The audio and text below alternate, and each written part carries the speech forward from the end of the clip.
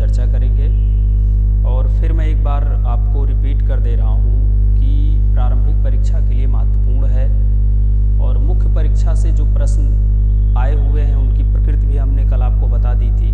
आशा करता हूँ कि आप लोगों ने पुराने पेपर्स को देखा होगा, तो उसी के अकॉर्डिंग हम आज बात करेंगे। ध्यान इसलिए देना है क्योंकि जैसे जो राज्य लोक सेवा आयोग है, यहाँ से अक्सर फैक्ट आधारित प्रश्न पूछे गए हैं और इन फ्यूचर पूछे जाएंगे, तो इसलिए थोड़ा सा आप कंसंट्रेट रहिएगा। हाँ, ये है कि हम लोग एनसीईआरटी कर रहे हैं तो जाहिर सी बात है बहुत स्पीड नहीं किया जा सकता है, क्योंकि यहाँ पर कुछ चीज़ें समझना है और इसीलिए मैंने प्रयास किया है कि थोड़ा सा अलग हट करके वर्क किया जाए, ताकि समय भी जो है आपका बचत हो और आप अच्छे से उसे कर भी लें। ठीक है, तो आइए देखते हैं हम लोग।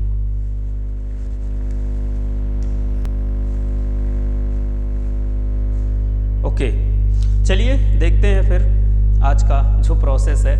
कहने का मतलब ये है, यहाँ पर सीधा सीधा ये हमेशा याद रखना है कि जैसा हम लोगों ने कल डिस्कस किया था, तो इसमें 2 चैप्टर शामिल हैं। ठीक है, क्लास 6 का है और 12 का है।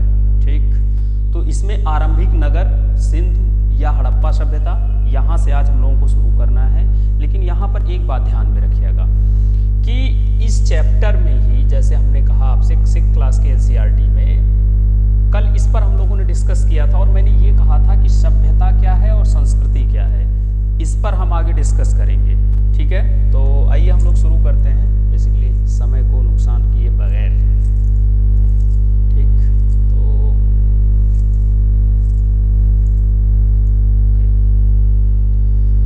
पहला प्रश्न यहीं से शुरू होना है, तो आइए देखते हैं हम लोग पहले प्रश्न पर क्या है स्थिति पहले प्रश्न की।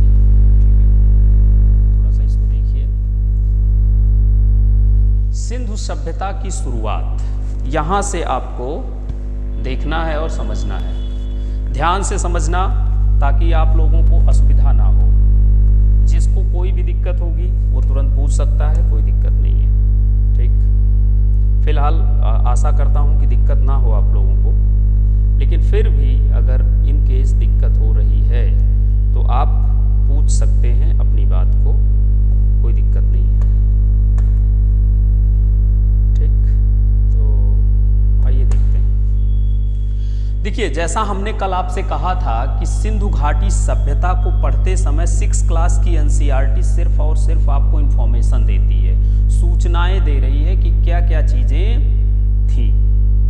उसमें आपको बहुत ज़्यादा वर्क करने की आवश्यकता नहीं है, लेकिन इसमें एक तरीके से बेसिक समझ तो आपके पास हो ही जाएगी। 6th क्लास की एनसीईआरटी आपको बेसिक समझ पूरी तरीके से दे देती है। ठीक, तो आइए हम लोग देखते हैं। जैसे इन्होंने कहा है कि सिंधु घाटी सभ्यता की शुरुआत, तो आपका 6th क्लास की एनसीईआरटी कहती है कि 4700 साल पहले भारत का जो उत्तर पश्चिमी भाग है, यानी उत्तर पश्चिमी भाग, यहां पर एक सभ्यता विकसित होती है जिसे नाम दिया गया क्या, हड़प्पा सभ्यता। अब देखिए लिखा क्या है इन्होंने, सिंधु घाटी सभ्यता, बता क्या रहे हैं, हड़प्पा सभ्यता। क्यों हड़प्पा सभ्यता नाम इसका पड़ा, इस पर हम चर्चा करेंगे, क्योंकि यह पहला स्थल था जिसे खोजा गया, यानी जो डिस्कवर किया गया वो पहली साइट थी, इसलिए इसका एक नाम हड़प्पा भी पड़ा। पहला स्टेटमेंट। दूसरा है, लगभग 150 साल पहले पाकिस्तान में हड़प्पा स्थान पर खुदाई की गई। खुदाई के दौरान खंडहर प्राप्त हुए जो किस अवस्था में थे, टूटे फूटे अवस्था में थे, मतलब वो बिखरे हुए पड़े थे। तो इससे यह चीज समझ में आई कि कुछ यहाँ पर पुराना जो है मकान रहा होगा, या कोई हवेली रही होगी, या निवास स्थान रहा होगा। ये चीजें तो क्लियर हो गई। ठीक, इनकी ईंटों का प्रयोग जो है वो रेल लाइन को बिछाने में किया जाता है। वर्तमान समय में आप रेलवे ट्रैक के नीचे देखिए तो आपको क्या दिखेगा, पत्थर की गिट्टियां दिखेंगी जिस पर रेलवे ट्रैक बनाया जाता है। ठीक, तो उसी काम के लिए सर्वप्रथम यहां से ईंटों को निकाला जाने लगा, पहला। दूसरा, एक बात यहां और समझिएगा कि ईंटें निकाले जा रहे हैं, लेकिन तब तक किसी को यह नहीं पता था कि ऐसी कोई यहां पर सभ्यता होगी ये ध्यान में रखना है आपको। बस ये था कि हाँ रेलवे ट्रैक के लिए ईंटें निकाले जा रहे हैं। अब देखिए 80 साल बाद, यानी उसके 80 साल बाद पुरातत्वविदों ने दोबारा हड़प्पा की खुदाई कराई और उन्हें बहुत सी क्या मिली, इमारतें मिली, नगर मिले, भवन मिले, कुएं मिले, तालाब मिले। यानी आप ये कह सकते हैं कि जो एक किसी नगर के लिए या निवास के लिए या रहने के स्थान के लिए या किसी शहर के लिए आवश्यक तत्व होते हैं, वो सब इस स्थान पर मिल रहे हैं। कक्षा 6 की एनसीईआरटी ने यही बताया है कि ये सारे के सारे जो है कंपोनेंट वहां से मिल रहे हैं, पहला। दूसरा, इसके अलावा कुछ स्थानों की खुदाई की गई और उन स्थानों में भी क्या मिले, भवन मिले, कुएं मिले, तालाब मिले, जैसे हड़प्पा स्थान से मिले थे। ठीक, कहने का मतलब यह है कि सर्वप्रथम जब हड़प्पा के आसपास खुदाई की गई तो ये मिल ही रहे हैं, लेकिन उसके आसपास के क्षेत्रों को जब डिस्कवर किया गया, खोदा गया, ठीक, तब भी वही चीज दिख रही है। हमने आपको शुरुआत में एक शब्द बोला था, जैसे जब हम लोग पहला चैप्टर पढ़ रहे थे, उत्खनन 2 तरीके का होता है ना, यही हम लोगों ने डिस्कस किया था। एक होता है, ठीक, क्षैतिज और एक होता है लंबवत। 2 तरीके के उत्खनन होते हैं, तो दोनों के लिए अलग अलग प्रभाव होते हैं। हमने आपसे बताया था कि जो लंबवत उत्खनन होता है वो समय काल को तो दर्शा सकता है, क्योंकि गहराई, लेयर ये तो बता देगा, लेकिन उस सभ्यता के विस्तार के बारे में या जो अन्य चीजें हैं, महल के बारे में या तालाब के बारे में, कुएं के बारे में, वह जानकारी आपको नहीं दे पाएगा। क्यों? क्योंकि एक स्थान पर बहुत छोटे से एरिया में ही आप क्या कर रहे हैं, उत्खनन कर रहे हैं। ठीक, तो कहने का मतलब यह है कि जब इसे क्षैतिज उत्खनन किया गया तब ये चीजें अस्तित्व में आई। पहला तो ये रहा। अब आइए दूसरा क्या कह रहे हैं, इसको देख लेते हैं। फिर ये कह रहे हैं, चूंकि इस सभ्यता का पहला चिन्ह स्थल जो हमने शुरुआत में बताया हड़प्पा नामक स्थान पर मिला था, इसीलिए अब देखिए इतनी टाइम आ रहे हैं, टाइम की कोई वैल्यू नहीं है भाई। इसीलिए क्या हुआ कि इस सभ्यता का नाम ही जो है हड़प्पा सभ्यता कर दिया गया। आगे देखते हैं क्या कह रहे हैं। क्योंकि यह जो साइट मिली, अर्थात जो यह स्थान मिला, यह सिंधु नदी के आसपास मिला, इसलिए इसे नाम दिया गया सिंधु सभ्यता। ठीक, आगे मैंने जैसा आपसे कहा कि अभी हम सिविलाइजेशन और कल्चर क्या होता है उसको समझेंगे, क्योंकि बार बार सभ्यता शब्द आ रहा है, तो आखिर यह समझ लिया जाए ना कि सभ्यता आखिर होती क्या है।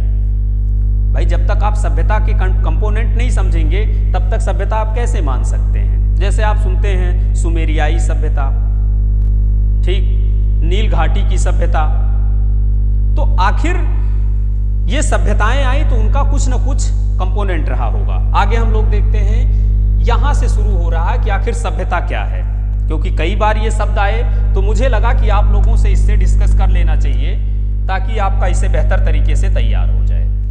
कह रहे हैं सभ्यता जो होती है वो मानव के सामाजिक कंपोनेंट, याद रखिएगा, भौतिक विकास को दर्शाती है। यानी आप ये कह सकते हैं कि जो सोशल आपकी कंडीशन है और फिजिकल जो एक्टिविटीज है वह किसको दर्शाती है, सभ्यता को दर्शाती है। 2 शब्द, सामाजिक और भौतिक। जो विकास होता है वह किसको दर्शा रहा है, आपको सभ्यता को दर्शा रहा है, पहला स्टेटमेंट था। दूसरा था, इससे मानव के प्रारंभिक विकास का पता चलता है कि यानी मानव पहले कैसा था और उसने चेंज क्या किए। अब फिर आइए, हम लोगों ने पढ़ा था ना उत्पादक से खाद्य संग्रहक तक, याद आया ना चैप्टर, उसमें हम लोग यही बात कर रहे थे कि मानव ने स्टेप बाय स्टेप अपने आप को चेंज किया है। एक साथ वह अपने आप को बदल सकता ही नहीं था। क्यों? इन्वायरमेंट भी उस तरीके का नहीं था और उसके पास उतनी टेक्नोलॉजी नहीं थी। धीरे धीरे जब चीजें आई तो वह क्या होता गया, सभ्य होता गया। अगला देखिए जरा। फिर ये कह रहे हैं अतीत से लेकर के वर्तमान तक मनुष्य जो संपूर्ण उन्नति की है, चाहे वह भौतिक हो, मानसिक हो या आध्यात्मिक रूप से हो, उसे हम सभ्यता कह सकते हैं। कहने का कुल मिला के अर्थ ये है कि यहां पर सभ्यता का अर्थ ही होता है सामान्य अर्थों में कि आपके जीवन जीने का तरीका अलग हो जाए, एक सिस्टमैटिक हो जाए। जैसे आप कहीं जा रहे होते हैं, उल्टा पलटा काम करते हुए, कहते हैं लोग बहुत असभ्य टाइप का है, यानी क्या है, वो सिविलाइज नहीं है, उसका कोई एक काम करने का तरीका नहीं है, बल्कि जो आ रहा है वो ही कर ले रहा है वो। अब जैसे एक एग्जाम्पल मैं और दे रहा हूँ कि जैसे सामान्य मान्यता यह है कि नहाने के बाद ही खाना खाना चाहिए, मतलब ये सामान्य मान्यता है। अब पहले तुम जो है खा लो फिर नहाओ, तो लोग कहेंगे कि अजीब टाइप का इंसान है भाई, ये जो है सभ्य नहीं है। ऐसा हो सकता है, क्यों? क्योंकि आपने जो सिस्टम है, यहाँ शब्द है ना क्या, सामाजिक, इस सिस्टम के अगेंस्ट आपने वर्क किया ना। ठीक, अब देखिए अगला ये कह रहे हैं कि सभ्यता कहा जाता है यानी जो व्यक्ति मानसिक और आध्यात्मिक रूप से क्या हो या भौतिक रूप से क्या हो, एक तरीके से डिफरेंट हो, उसकी एक प्रक्रियागत व्यवस्थाएं हो, उसी को आप क्या कहेंगे, सभ्यता कहेंगे। अगला एक स्टेटमेंट और है इसमें, ये भी थोड़ा देख लीजिए। अब देखिए, जैसे नेचुरल यानी जो नेचर ने आपको जो है साधन दिए हैं, उसका अपने मस्तिष्क का उपयोग कर भौतिक प्रगति की हो। अब देखिए फिर इसको जोड़िए, कहां से, आदिमानव से जोड़िए इसको। भाई आदिमानव ने क्या किया था, टेक्नोलॉजी यूज किया था ना। पत्थर तो नेचर ने दिया ही था भाई, पत्थर तो बहुत बड़े बड़े थे, बहुत बड़े पत्थर को उठा करके मारता था तो दिक्कत होती थी उसको। फिर उसने क्या किया, इसी प्राकृतिक संसाधनों का, भाई आप ये कहें भाई जो पत्थर है वो नेचुरल ही तो है, और है क्या, नेचर ने उसे बनाया है। ठीक, तो उसने क्या किया था, बड़े पत्थरों को काट करके छोटा बना लिया, उससे छोटा हथियार बना लिया। तो ये क्या कर रहा है, मस्तिष्क का अपने उपयोग कर रहा है ना भाई, दिमाग खर्च किया, तब जाकर के कुछ नई चीजें आई, और उससे क्या हो रहा है, भौतिक प्रगति तो हो रहा है ना। उसके जीवन जीने का तरीका अलग हो गया था। पहले वह कच्चा मांस खाता था, फिर उसको लगा नहीं अब भून करके मांस खाइए, वो एक तरीके से मैनेज हो गया। कपड़ा पहले वो वैसे नॉर्मल पत्तों का पहनता था, फिर आप देखिए धीरे धीरे वो क्या होता है, नॉर्मल जैसे हम लोग आ गए इस तरीके से कपड़े पहनने लगा वो। कहने का मतलब ये है कि वह प्राकृतिक संसाधनों का क्या करता है, ठीक मस्तिष्क का उपयोग करता है उस पर, और भौतिक प्रगति कर लेता है।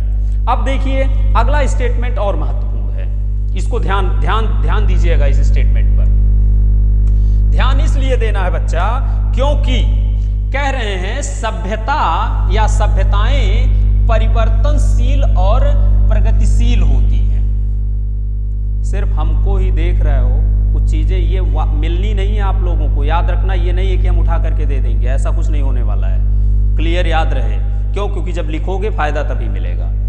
कहने का मतलब ये सभ्यताएं जो होती हैं वो क्या होती हैं, परिवर्तनशील और प्रगतिशील होती हैं। अर्थात ये कि सभ्यता जो है वह धीरे धीरे क्या होती है, बदलती रहती है। जैसे एक एग्जांपल, आप लखनऊ में रह रहे हैं, आप दिल्ली में रह रहे हैं, आप जो है क्या कहते हैं चेन्नई में रह रहे हैं, कोलकाता में रह रहे हैं, मुंबई में रह रहे हो, कहीं भी रह रहे हो आप, हर जगह का एक अलग कल्चर होता है, तो सॉरी मतलब रहने का तरीका होता है, सॉरी, कि आप उस सिस्टम में हैं कि नहीं है।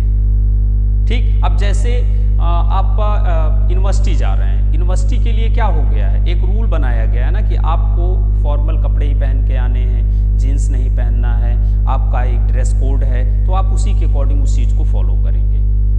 ऐसा नहीं है कि कुछ दूसरा आप करके चले आए, उसको अलग का मुद्दा है, लेकिन सिस्टम तो यही कहता है ना कि नहीं, आपको जिस सिस्टम में रहना है उसी तरीके से ही अपने आप को बनाना पड़ेगा, पहला। दूसरा एक चीज और ध्यान में रखिए, हमने आपसे कहा कि ये परिवर्तनशील होती हैं। जी हाँ, हमेशा आप देखेंगे कि जैसे सिंधु घाटी सभ्यता में जो कंपोनेंट मिले, वर्तमान में जो कंपोनेंट मिल रहे हैं, कहीं ना कहीं वो वहाँ के कंपोनेंट से ये जो कंपोनेंट है इसमें कुछ और लग्जीरियस लाइफ यानी भौतिकतावाद की अधिकता हो गई है। अब वो टाइम, यही चीज बात हो रही है ना, परिवर्तन कैसे होगा, अकॉर्डिंग टू टाइम होता है, कोई भी चेंजेस तुरंत नहीं होते हैं, बल्कि क्या होते हैं, समय के अनुसार ही परिवर्तन होते हैं। ठीक, तो ये क्या हो गया, परिवर्तनशील हो गया।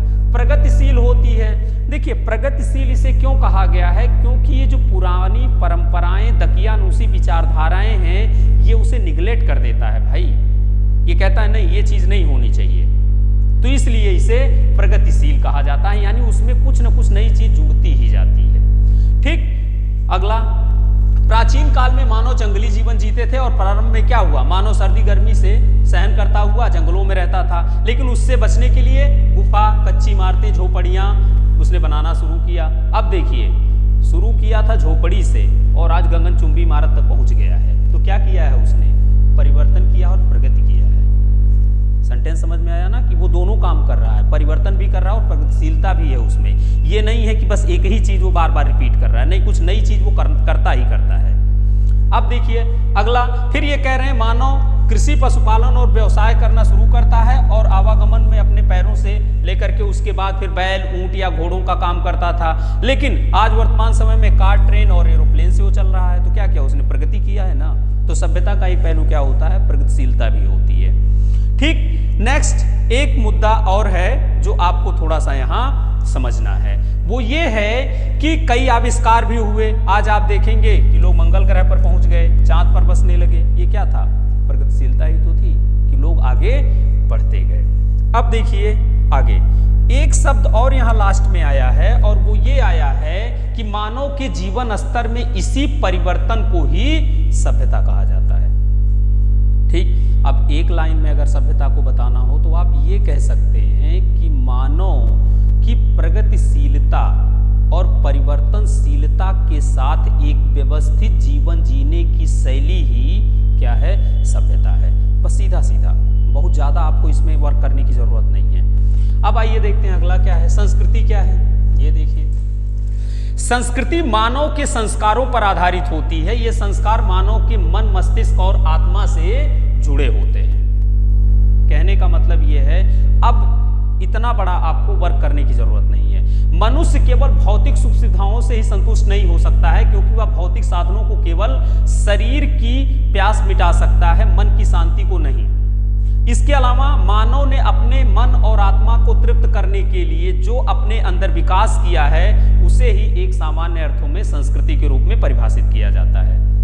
क्लियर। इसके बाद फिर ये कह रहे हैं, संस्कृति मानव के मनोभाव, विचारधारा और कर्म से निर्मित होती है। जैसे हम मन को शांत रखने के लिए नृत्य, संगीत आदि मनोरंजन करते हैं। यानी अब यहां संस्कृति की परिभाषा समझ लीजिए क्या है। देखिए, संस्कृति और सभ्यता जब शब्द आएगा, याद रखिएगा, सभ्यताएं हमेशा क्या होती हैं, परिवर्तनशील होती हैं। पहला, प्रगतिशील होती हैं। अगर कोई चीज परिवर्तनशील है, प्रगतिशील है, तो उसके नष्ट होने के चांसेस बनेंगे ही बनेंगे। यह हमेशा ध्यान में रखिएगा कि वह नष्ट हो सकती है। आप ये कह सकते हैं कि जो सभ्यता है वह नष्ट हो करके संस्कृति का रूप धारण कर लेती है, और संस्कृति क्या करती है, वो अनवरत चलने वाली चीज है। जैसे जीन्स आप पहने रहिए, जिनकी शादी हो गई है, पूरा मॉडर्न हो जाइए, लेकिन मंगलसूत्र रहेगा जरूर। ये क्या है, ये परंपरा है ना, संस्कृति है कि आप मैरिड हैं तो आपको मंगलसूत्र पहनना ही पहनना है, मांग में अपने सिंदूर डालना ही डालना है, चाहे यहाँ डाल दो चाहे यहाँ डाल दो, आपको वो प्रक्रिया फॉलो करनी है। इसी को आप संस्कृति कहते हैं। अर्थात ये कि संस्कृति अनवरत आपके साथ जुड़ी हुई होती है, लेकिन कभी कभी भौतिकवादिता इतना ज्यादा हावी हो जाता है, प्लीज, कभी कभी भौतिकवादिता इतना ज्यादा हावी हो जाता है कि वो करता क्या है कि संस्कृति को दबा देता है। लेकिन इसका मतलब ये मत समझिएगा कि संस्कृति जो होती है वह समाप्त हो जाती है। कभी भी संस्कृति समाप्त नहीं होगी, ये क्लियर आप दिमाग में रखे रहिएगा। ऑलवेज ये ध्यान में रखना है आपको। सभ्यता जब भी खत्म होगी, सभ्यता ही खत्म होगी, संस्कृति नहीं समाप्त होगी, ये ध्यान में रखना है आपको। क्योंकि जो सभ्यता होती है, जैसा मैंने आपसे कहा कि उसमें भौतिक तत्व जुड़े होते हैं, और जब भौतिक तत्व किसी चीज में जुड़े होते हैं, ठीक, तो जानते हैं क्या होता है, वो परिवर्तनशीलता को दर्शा देता है। मैंने अभी आपसे कहा ना कि भौतिकवाद जो होता है वो एक लिमिट तक ही काम करेगा आपका, ये क्लियर याद रखिएगा। अब कहें आपकी संस्कृति, तो संस्कृति किसी ना किसी रूप में आपके साथ विद्यमान रहती है। एक एग्जाम्पल और दे रहा हूं संस्कृति का। आप 50 लाख का मकान बनवा लीजिए, 1 करोड़ का मकान बनवा लीजिए, लेकिन एक काली हड़िया आप टांगेंगे जरूर। वो क्या है? वो कल्चर है कि नजर ना लगे। ये क्या है? ये संस्कृति है, क्योंकि वो समाप्त नहीं होने वाली है। क्योंकि मैंने आपसे पहले ही कहा कि वह रूप बदल सकती है लेकिन समाप्त नहीं हो सकती। लेकिन सभ्यता क्या होती है? समाप्त हो सकती है। फॉर एग्जाम्पल, आप शादी के मंडप में बैठते हैं तो जीन्स पहन के तो शादी आप करोगे नहीं, कि कर लोगे? नहीं करोगे भाई, क्योंकि वो सिस्टम नहीं बैठेगा। आप क्या करेंगे? आपको शादी का जो जोड़ा होता है उसे पहनना ही पहनना है। वहां पर आप क्या कर रहे हैं? सभ्यता को थोड़ी देर के लिए किनारे कर दे रहे हैं और अपनी संस्कृति के अकॉर्डिंग आप जो है मंडप में बैठ रहे हैं। तो आप देखिए, सभ्यता को आपने छोड़ दिया लेकिन संस्कृति को कभी नहीं छोड़ा, क्योंकि आप उसी पर, जो आपका आधार होता है वो संस्कृति ही होती है। तो ये संस्कृति और सभ्यता समझ में आया कि नहीं आया, ये हमको बताइए। ना समझ में आया तो फिर से जिसको जहां दिक्कत हो पूछिए, फट से आगे बढ़े। सिंधु घाटी सभ्यता की विशेषता according to 6th class NCERT, फिर रिपीट कर रहा हूं, 6वीं क्लास की एनसीईआरटी इस विशेषता आपको बता रही है। इसी विशेषता पर आपको काम करना है। पहली विशेषता तो ये कह रहे हैं, नगर के बारे में बता रहे हैं। सिंधु घाटी सभ्यता के नगर 2 या ज्यादा हिस्सों में बटे हुए थे। कहने का मतलब ये है कि सिंधु घाटी सभ्यता के नगर जो थे वो अलग अलग थे।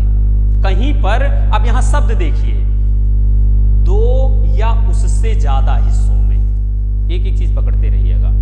स्टेटमेंट ऐसे यूपीएससी में आ जाते हैं, तो ये चीज ध्यान में रहे।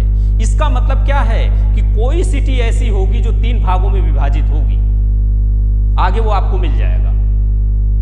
क्लियर? पहला बता रहे हैं। दूसरी बात यह है, पहले भाग को, ठीक, और दूसरे भाग को पूर्वी भाग के नाम से जाना जाता था। पहले भाग को क्या नाम दिया गया? पश्चिमी भाग, और दूसरे को पूर्वी भाग, यानी पूरब और पश्चिम। दूसरा स्टेटमेंट, पश्चिमी भाग छोटा होता था पर वह ऊंचे भाग में बना था। अब ध्यान में रखिएगा, पश्चिमी भाग ऊंचा होता था और यह ऊंचे भाग पर बसा हुआ था। इसका मतलब क्या है? यहां भी क्वेश्चन मार्क लगाए रखिएगा। कोई ना कोई, देखिए, जब भी पढ़िए लॉजिक हमेशा दिमाग में होना चाहिए। एनसीईआरटी, मैं बार बार कहता हूं कि आजकल लोग हवा में एनसीईआरटी को लेते हैं। ढंग से एनसीईआरटी पढ़ लीजिए। कई बार ये बात कह चुका हूं, आपको दुनिया की कोई किताब पढ़ने की आवश्यकता ही नहीं पड़ेगी। सिर्फ जो है करंट को अपडेट करते रहिए, कंफर्म है सिलेक्शन।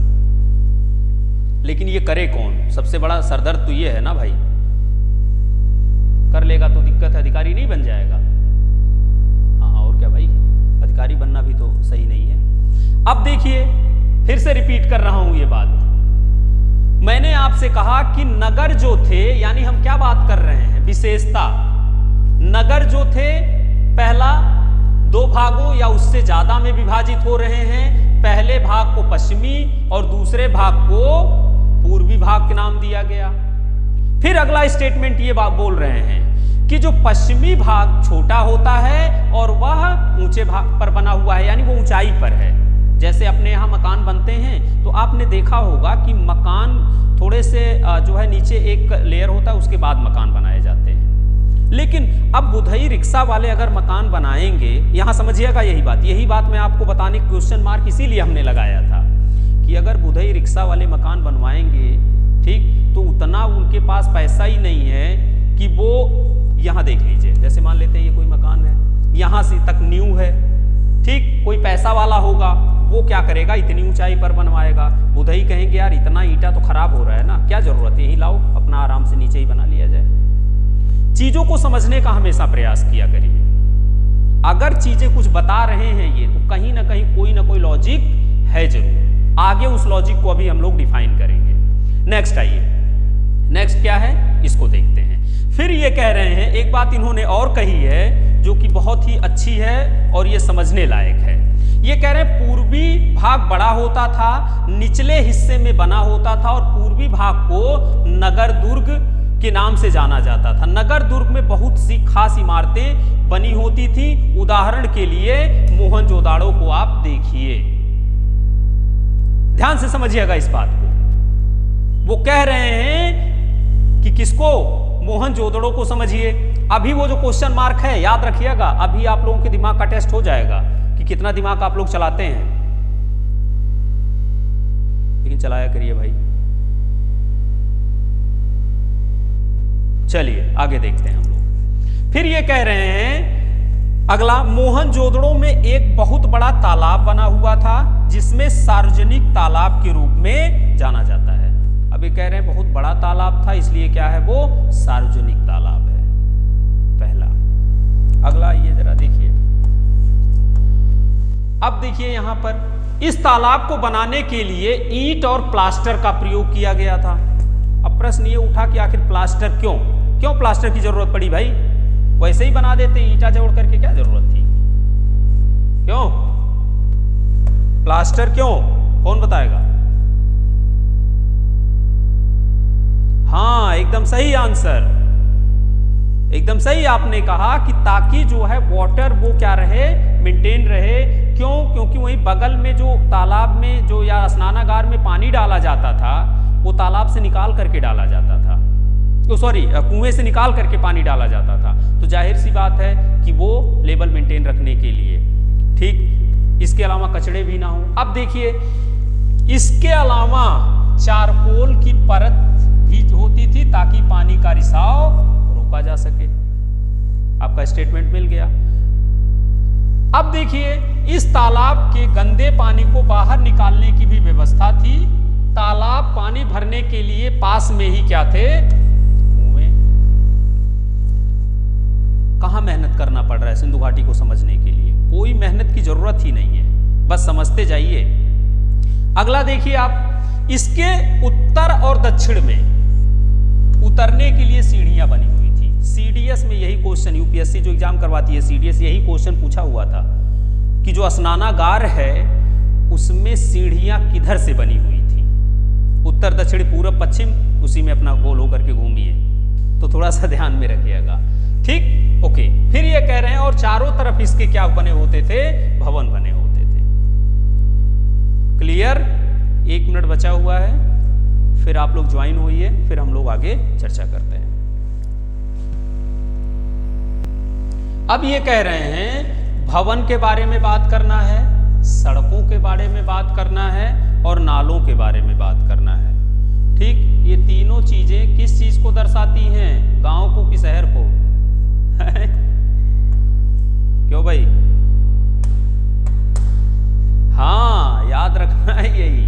तो ये कह रहे हैं कि जो सिंधु घाटी थी उसमें भवन जो बने हुए थे, अर्थात जो मकान बने हुए थे, ठीक, वो 1 या 2 मंजिला होते थे।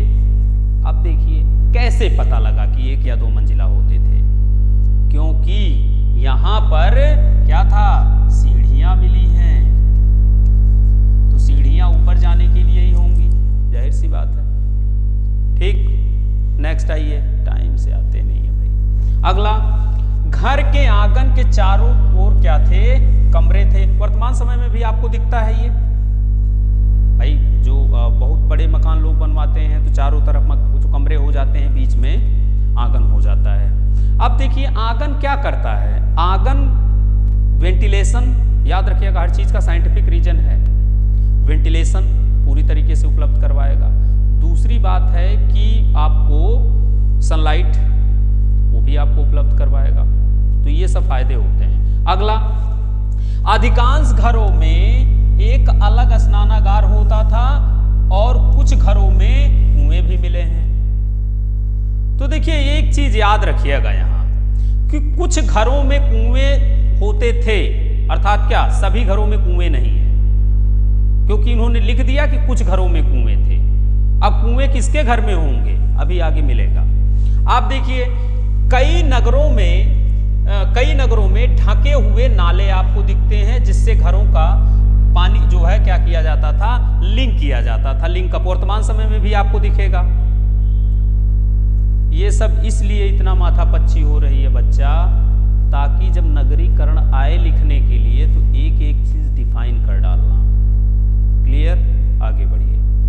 कह रहे हैं जगह जगह पर मेन होल बनाए जाते थे, उसको ढक दिया जाता था। ढका क्यों जाता था, ये भी एक मुद्दा है। अब देखिए भाई, ये है भारतीय उपमहाद्वीप और हड़प्पा, देख लीजिएगा, दिख रहा है ना, दिख तो रहा ही होगा। ठीक, बाकी आगे हम लोग अभी इस पर और बात करेंगे। अगला आइए जरा, सड़कों की बात कर रहे हैं। अब देखिए यूपीएससी ने गजब कर दिया भाई, सड़कों की लंबाई चौड़ाई पूछ डाला। याद रखिएगा इस बात को, आप पेपर उठा करके देख लीजिएगा, पूछा है इन्होंने। ठीक, तो थोड़ा ध्यान दीजिएगा। सड़कें, हड़प्पा सभ्यता की सड़कें लगभग 13 से 33 फुट की चौड़ी होती थी, जिससे यह पता चलता है कि यह एक साथ कई गाड़ियां आ जा सके। मतलब इतना चौड़ा बनाइए आप कि कई गाड़ियां एक साथ क्रॉस हो सकें, दिक्कत ना हो। यह भी एक बहुत बड़ा आपको ये कह सकते हैं, जब आप नगर को पढ़ोगे बच्चा ना, तो एक होता है नियोजित नगर, एक होता है अनियोजित नगर। नगर दो टाइप के होते हैं। ठीक, तो जो नियोजित नगर होते हैं, जो नए बसाए जा रहे हैं नगर, वहां की जो स्थिति आप देखेंगे, जो पुराने नगर हैं, ऐसे नगर जो गांव से या छोटे कस्बे से बड़े जो है नगरों में तब्दील हुए हैं, वहां पर आपको सड़कें दिखेंगी तो वो पतली होंगी। लेकिन जो वर्तमान में जो नया नगर बसाया जाता है, ये चीज टाउन प्लानिंग उसी तरीके से की जाती है ताकि लोगों को असुविधा ना हो। आगे देखिए, फिर ये कह रहे हैं कि नालियां, यहाँ की नालियों की चौड़ाई लगभग 9 से 13 फुट के आसपास होती थी। इसके अलावा नालियों में हल्की सी ढलान होती थी ताकि पानी आसानी से जा सके। वर्तमान समय में भी ये होता है भाई, होता है ना, ये भी प्रक्रिया चलती है वर्तमान समय में। आगे देखिए, फिर ये कह रहे हैं शहर से बाहर जाकर एक बहुत बड़े मेन हॉल था और इससे क्या होती थी, सारी नालियां जुड़ी होती थी। इससे पता चलता है कि सिंधुवासी स्वच्छता के प्रति कितने जागरूक थे। हो गया। अब जिसको नाली और जो है क्या कहते हैं ये मेन होल, ये सब पता होगा, अगर कभी कथन कारण में दे दिया कि सिंधु घाटी सभ्यता के लोग ठीक स्वच्छता के प्रति जागरूक थे, क्योंकि स्वच्छता अगर होगी तो बीमारियां नहीं होंगी, तो पहले जानते थे कि ऐसी कोई समस्या होगी। इसके अलावा जैसे जो आपको दिखेगा कि बड़े मेन होल हुआ करते थे, वो जो नाली जैसे लिंकअप करती थी, आगे हम पढ़ेंगे अभी, तो वो ढक दी जाती थी। ढक क्यों दी जाती थी, उसके पीछे भी एक बड़ा रीजन बताया जाता है। उसके पीछे ये रीजन बताया जाता है कि ताकि बच्चे हुए या जो है और कुछ है स्थिति हो तो वो उसमें गिरे ना या कोई दुर्घटना ना हो। प्लीज आप लोग माइक ऑफ रखिए। ठीक, भवन प्लीज माइक ऑफ कर लीजिए। ठीक, अगला भवन, सिंधु वासियों के भवन 1 या 2 मंजिला या इससे ज्यादा होते थे। लगभग हर घर में कुएं और स्नानागार अस्थायी रूप से मिलते हैं। अब आ गया मेन मुद्दा। ये हमने सोचा कि आप लोगों को नगर नगर हो रहा है, तो लाइए चलिए नगर के बारे में भी बात कर लिया जाए। तो हमने सोचा यहां देख लिया जाए स्थिति क्या है। अब एक बात यहां समझिएगा, नगरीय जीवन, हम पहले बात करेंगे किसका, सिंधु घाटी सभ्यता के नगरीय जीवन को समझेंगे। उसके पश्चात हम लोग क्या करेंगे, नगर का अर्थ समझने का प्रयास करेंगे। क्योंकि हमने कल कहा था आपसे कि कोई भी शब्द मिलेगा तो ये चीज हमेशा याद रखिएगा कि उसकी मीनिंग या उसके बारे में हम आपको बताएंगे जरूर। जिसको लगे कि टाइम लॉस हो रहा है वो छोड़ के जा सकता है। आगे पहली बात, यहाँ के शासक नगर की खास इमारतों बनाने में योजना, मतलब आप ये कहें कि योजनागत सड़कों का जो है नगरों का निर्माण किया गया था। यानी ऑर्गेनाइज्ड पूरी तरीके से ये है, वेल प्लान्ड है। ठीक, प्लान के हिसाब से ये बनी हुई है। इन नगरों में कौन, लिपिक, ठीक, क्या करते थे, मुहर पर लिखने का काम करते थे। क्लियर। नेक्स्ट ऑप्शन देखिए क्या है। इसके अलावा इन नगरों में किसी उद्योग स्थल की तरह चीजें बनाते थे। अर्थात नगरों में क्या थी, इंडस्ट्री भी थी। अब देखिए यहीं पर कंफर्म हो जाएगा, अगर वो कह रहे हैं उद्योग स्थल भी हैं तो चीजें तो बन रही होंगी। भाई जो मनके बन रहे हैं वो कहां बनेंगे, मुहरे जो बनेंगी वो कहां बनेंगी, नगरों में ही बनेंगी। आगे अब थोड़ा सा आइए देखते हैं इसको। अगला है नगर का अर्थ। ये थोड़ा ध्यान से समझिएगा, नगर का अर्थ क्या होता है इसको देखिए, और इसके बाद आप लोगों के लिए कुछ क्वेश्चंस भी हमने उपलब्ध करवाए हैं इसमें। देखिए नगर कह रहे हैं, नगर या शहर के लिए अंग्रेजी शब्द किसका प्रयोग होता है? सिटी का प्रयोग होता है। ठीक, सिटी का प्रयोग हो गया पहला।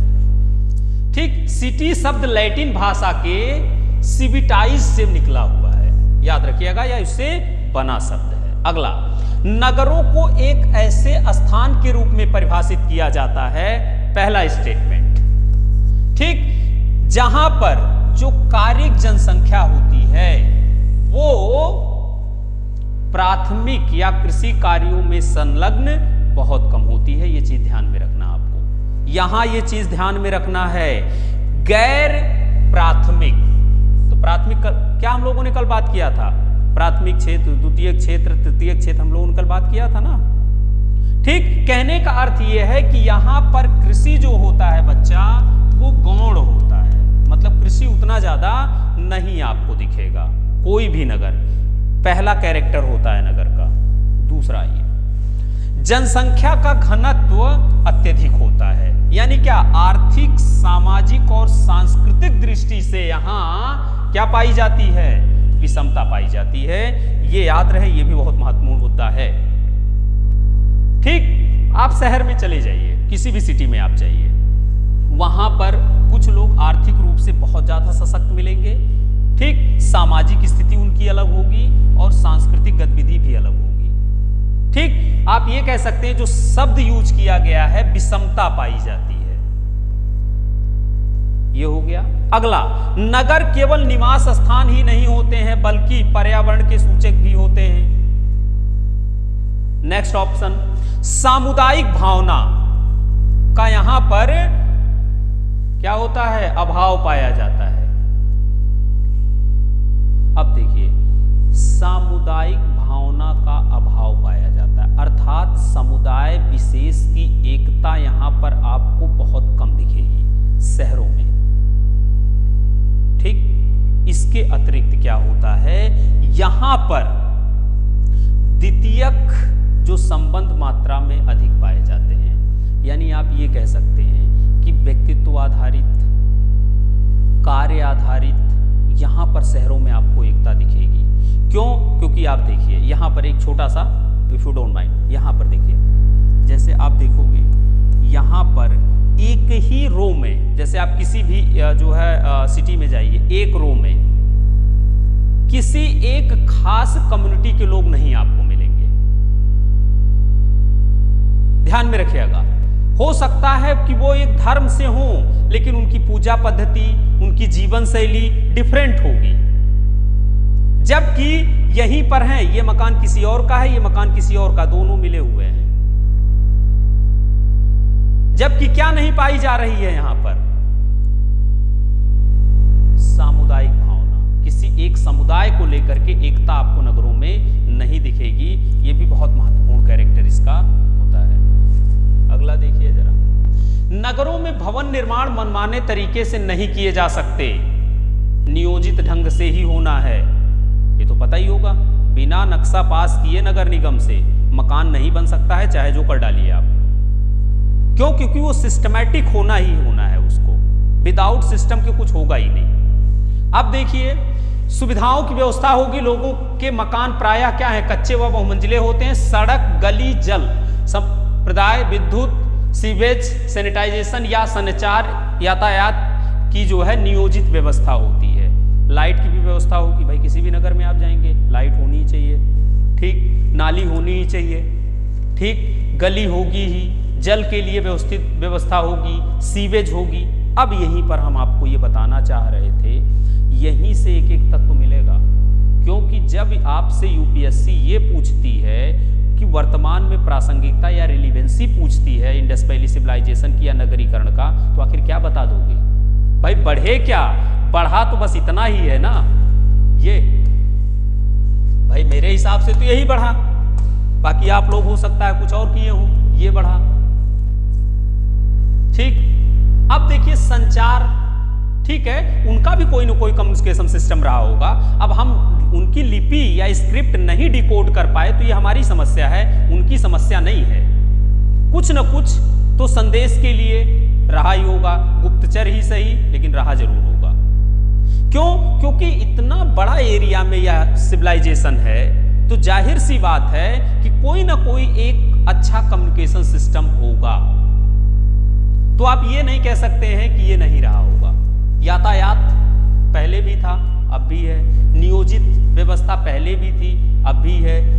यानी क्या, सीवेज पहले भी दिखा है इंडस वैली में, यहाँ भी मिल रहा है। सैनिटाइजेशन अभी हम लोग बात करके ही आ रहे हैं। इसके अलावा फिर सड़क, गली, जल व्यवस्था, मकान पूरा एकदम वेल सेटल्ड बनाए गए हैं, एक सिस्टम से बनाए गए हैं। तो मिल तो गए सारे के सारे, भाई मिल गया ना। देखिए यहाँ हमारे बताने का मतलब बस इतना ही है कि आप इसे समझ लीजिए कि लिखना कैसे है आपको। अगला देखिए जरा। अब देखिए वर्तमान नगरों की बात करते हैं तो क्योंकि हम भौतिकतावाद में जी रहे हैं, हम 21वीं सदी में जी रहे हैं, तो जाहिर सी बात है यहाँ तो आपको भैया कुछ परिवर्तन तो दिखेगा ही। क्योंकि हम पहले ही कह चुके हैं कि जो सभ्यता होती है वो प्रगतिशील और परिवर्तनशील होती है, तो जाहिर सी बात है चेंजेस तो दिखेंगे आपको। ठीक, तो कहने का मतलब ही है। अब देखिए नगरीय प्रशासन नगर पालिका, ठीक, कैंटोनमेंट बोर्ड या नगर निगम के माध्यम से संचालित होती है। अब देखिए जब आप इंडस वैली सिविलाइजेशन की राजनीतिक व्यवस्था पढ़ेंगे तो वहां भी ये शब्द यूज होंगे। कोई ना कोई एक वर्ग रहा होगा, कोई ना कोई एक सिस्टमैटिक उनका प्रोग्राम रहा होगा जिसके अकॉर्डिंग वो अपने नगर को संचालित कर रहे होंगे। क्योंकि देखिए स्ट्रीट लाइट का काम कोई और करता है, सुबह झाड़ू लगाने का काम रोड पर नगर में कोई और करता है। अगर इतना वेल कंप्लीट व्यवस्था वहां है तो इसका मतलब कोई ना कोई एक प्रशासनिक या एडमिनिस्ट्रेटिव कुछ वहां रहा होगा, तभी वो सिस्टम इतना अच्छा चल सकता है। इसीलिए आप देखोगे ये कहा जाता है कि प्रशासनिक शिथिलता के कारण इंडस वैली का पतन हो गया। कुछ लोगों का ये भी मानना है, लेकिन वो कैसे है हम आगे उसको देखेंगे। ठीक, अब आइए ये जो है आपके नगरों के प्रकार विचारणीय प्रश्न करके हमने रखा है, इसका आंसर हमें चाहिए। नोट कर लीजिए, तुरंत नोट करिए, फिर आगे बात करें। अब आइए नेक्स्ट देखते हैं हम लोग। जैसा हमने आपसे कहा कि ये आपके लिए प्रश्न था, इसको आप लिखिएगा और हमें लिख करके इसे भेजिएगा। मैं भी देखना चाहता हूं कितना वर्क आप लोग कर रहे हैं। ठीक, तो ये कुछ नगर हैं: व्यापारिक केंद्र, औद्योगिक केंद्र, सांस्कृतिक केंद्र, नदीय तथा समुद्रीय नगर, सैनिक नगर, ठीक, राजनीतिक राजधानियां, महानगरीय क्षेत्र। ठीक, चलिए 100 वर्ड्स सब। चलिए ठीक, अगला आइए। नगर और नए शिल्प किस तरीके से आपको दिख रहे हैं? ये कह रहे हैं कि जो नगर थे उनमें किस तरीके से शिल्प का काम होता था, उस पर हम लोग बात कर रहे हैं। तो देखिए पुरातत्वविदों ने जो चीजें, क्योंकि हमें इंडस वैली सिविलाइजेशन से आर्कियोलॉजी डिपार्टमेंट पर ही डिपेंड ही हम हैं और हमारे पास कोई विकल्प तो है नहीं, लिपि उनकी पढ़ ही नहीं पाए हैं, तो उन्होंने जो अपना यूज किया है उसी के आधार पर हम काम कर पा रहे हैं यहाँ। तो ये बताया गया है कि पुरातत्वविदों ने जो चीजें वहां हमसे प्राप्त की हैं उसमें पत्थर, शंख, तांबा, कांसा, सोने, चांदी जैसी धातुओं से बनाई गई थी। अब याद रखिएगा इस बात को, क्या कह रहे हैं? पत्थर, शंख, तांबे, कांसे, सोने और चांदी जैसी धातुओं का उपयोग वो लोग क्या करते थे? अपने प्रोडक्ट को बनाने के लिए करते थे, चाहे वह पहनने के लिए हो, चाहे अन्य गतिविधि के लिए हो। इसका मतलब क्या हो रहा है? कोई ना कोई ऐसा वर्ग सिटी में रहा होगा जो नॉन एग्रीकल्चर वर्क कर रहा होगा, अर्थात कृषि ना करके बल्कि वो क्या कर रहा होगा? इन सब उद्योगों में नियोजित रहा होगा। बनेंगे तभी ना।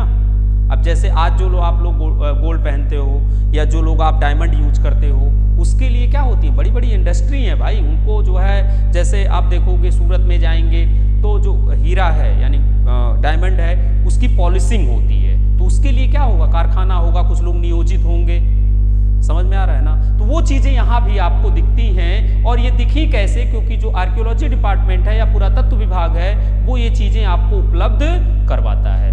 नेक्स्ट है, तांबे और कांसे के औजार, हथियार, गहने और बर्तन बनाए जाते थे। अब यहां समझ लीजिए जरा, यहां पर नई टेक्नोलॉजी हम लोगों ने कल बात किया था कि इंडस वैली के लोगों ने टेक्नोलॉजी यूज किया है। क्यों? क्योंकि तांबा ये तो स्वतंत्र अवस्था में मिल सकता है, कांसा कभी स्वतंत्र अवस्था में नहीं मिलेगा। कांसे को आप, क्योंकि कांसा जो है वो मिश्र धातु है भाई, दो धातुओं से मिल करके कांसे का निर्माण हो रहा है ना। ठीक, तांबा तो चलिए ठीक है आप पा लेंगे, लेकिन तभी आप मिश्र धातु बना सकते हैं जब आपके पास कोई ना कोई टेक्नोलॉजी होगी उसे मिश्रित करने की या उसे एक दूसरे में मिलाने की, चाहे गर्म करके मिलाओ चाहे जैसे करो। ठीक, अब देखिए अगला है सोने और चांदी के गहने और बर्तन बनाए जाते थे। ठीक, बहुत सी ऐसी वस्तुएं मिली हैं जो कि आकर्षक वस्तुओं में आती हैं, जिसे लग्जरी लाइफ आप कहते हैं। जैसे आपका मटके हैं, पाट है, फलक है, ये सब काफी अच्छे हैं, जो कि आप चित्र में आपकी किताब में दिया हुआ है 6वीं क्लास में। ठीक, ये सब चीजें आपको दिखाई देंगी। हड़प्पा सभ्यता के लोग पत्थर की मुहर बनाते थे। इन आयताकार मुहरों पर सामान्यतः जानवरों के चित्र मिलते थे। अब देखिए यूपीएससी ने क्वेश्चन क्या पूछा, यही आप समझ लीजिए। वो पूछ लेते हैं कि निम्नलिखित में से ठीक किस पशु का अंकन मुहरों पर नहीं है, ये क्वेश्चन पूछा गया है। तो आपको यहां ध्यान देना है, शब्द याद रखिएगा। अगर सामान्य पूछ रहे हैं कि किस पशु के बारे में जानकारी सिंधु घाटी सभ्यता के लोगों को नहीं थी, तो एक अलग मुद्दा हो गया। अगर उन्होंने शब्द बोल दिया मुहर, तो जितने हैं उतने पर ही आप कंसंट्रेट रहिएगा, बाकी इधर उधर मत भागिएगा कि हाँ एक ने वहां को दिया हुआ है तो उसको टिक कर दें, गलत हो जाएगा। अब देखिए कह रहे हैं हड़प्पा सभ्यता के लोग काले रंग की डिजाइन किए हुए खूबसूरत मिट्टी के बर्तन बनाते थे। क्लियर? अब देखिए अगला, फिर मेहरगढ़ में कपास की खेती हो ही गई है। अब जाहिर सी बात है तो ये शॉल बनाएंगे, क्योंकि एक हमें मूर्ति मिली है, वो शॉल ओढ़े हुए व्यक्ति हैं, मिली है ना। तो आखिर कैसे हमें पता चल गया कि वो लोग शॉल बुनने के लिए जो है बुनते थे? तो शॉल ऐसा तो है नहीं कि किसान बुनेगा, उसके लिए शिल्पी ही होगा जो कि नगर में ही उसका काम करेगा। भाई कॉटन इंडस्ट्री कहाँ से आएगी? आएगी तो वहीं से ना। अगला, मोहनजोदड़ो से कपड़े के टुकड़े के अवशेष मिले हैं। चांदी का एक फूलदान, ढक्कन कुछ और तांबे की वस्तुएं भी चिपकी हुई उसमें मिली हैं, यानी ये सब धातुएं हैं। अगला, पकी मिट्टी और फ्रेंच से बनी हुई तकलियां। अब देखो तो तकली मिल गई, तो तकली का काम क्या था? सूत काटना। तो जाहिर सी बात है उसका उपयोग भी कहाँ हो रहा है? शहरों में हो रहा है। अर्थात क्या है? नॉन एग्रीकल्चर कोई एक कम्युनिटी है जो कि शहरों में निवास कर रही है, जिसे आप शिल्पी नाम देते हैं। यहां तक क्लियर हुआ कि नहीं हुआ? जहां दिक्कत हुई हो पूछ लीजिए, फिर आगे हम लोग बात करें। यह भी शब्द आपको मिला था कि फ्यांस क्या है, तो याद रखिएगा फ्यांस जो होता है वो बेसिकली कुछ नहीं, एक कृत्रिम जो है पदार्थ बनाया जाता है, जिसमें आप देखेंगे कि चाहे वह पत्थर का चूर्ण हो, चाहे वह स्फटिक हो, चाहे वह बालू हो, इसमें गोंद मिला दिया जाता है ताकि वो क्या हो? चिपचिपा हो जाए। याद रहे, फिर से बोल रहा हूं, ये शब्द हो सकता है कभी पूछा जाए फ्यांस क्या है, तो इसको ध्यान में रखिएगा।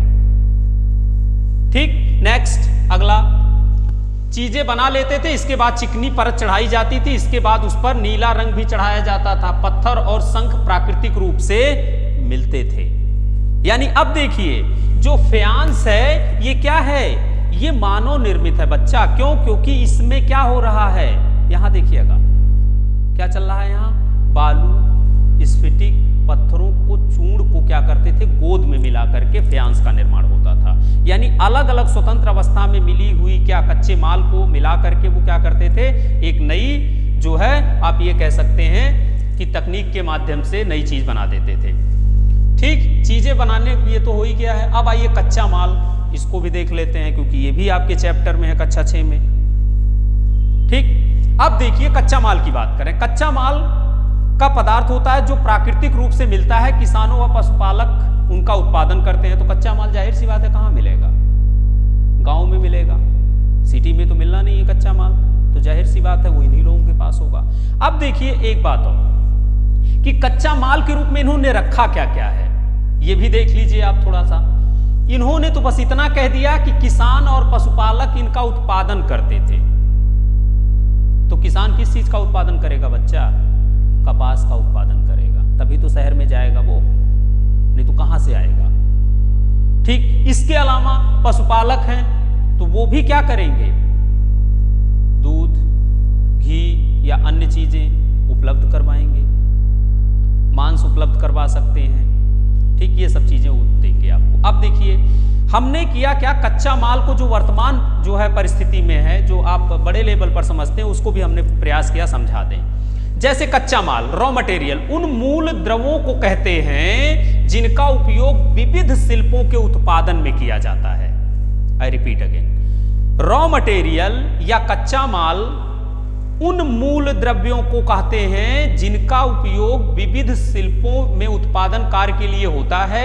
जैसे चीनी मिल के लिए गन्ना, वस्त्र के लिए रुई, कागज बनाने के लिए बांस, ईख की छोई, सन और लोहे के कारखानों के लिए कच्चा लोहा इत्यादि। ये सब क्या हो गए? क्या हो गए भाई? ये कच्चा माल हो गए। अब जैसे उदाहरण के लिए लकड़ी का एक कच्चा माल जो प्राकृतिक रूप से प्राप्त होता है, इसके बाद इसे कई वस्तुएं बनाई जा सकती हैं। अब देखिए भाई, जो वुड है या लकड़ी है वो तो प्राकृतिक रूप से मिल रहा है ना, लेकिन उसका विविध तरीके से शिल्प में उपयोग किया जा सकता है। चाहे आप टेबल बनाओ, कुर्सी बनाओ या बेड बनाओ, जो भी मन करे वो बना लो, आप कुछ भी बना सकते हैं, या ब्लैक बोर्ड बना लीजिए।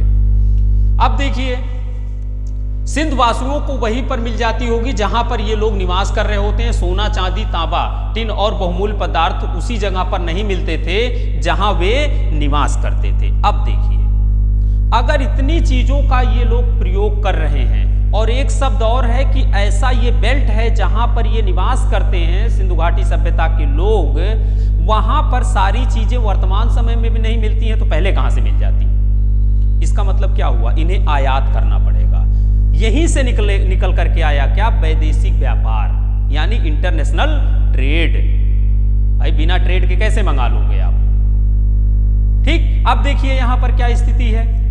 सिंधुवासी इन वस्तुओं को क्षेत्रों से आयात करते थे, जैसे तांबा राजस्थान से, खेतड़ी बच्चा आज भी फेमस है, नाम सुना होगा आप लोगों ने, खेतड़ी राजस्थान तांबे के लिए। टिन इराक और अफगानिस्तान से आता था, जो टिन, क्योंकि जो कांसा बनाएंगे ये लोग किससे बनाते हैं? कांसा किन किन धातुओं का मिश्र धातु है?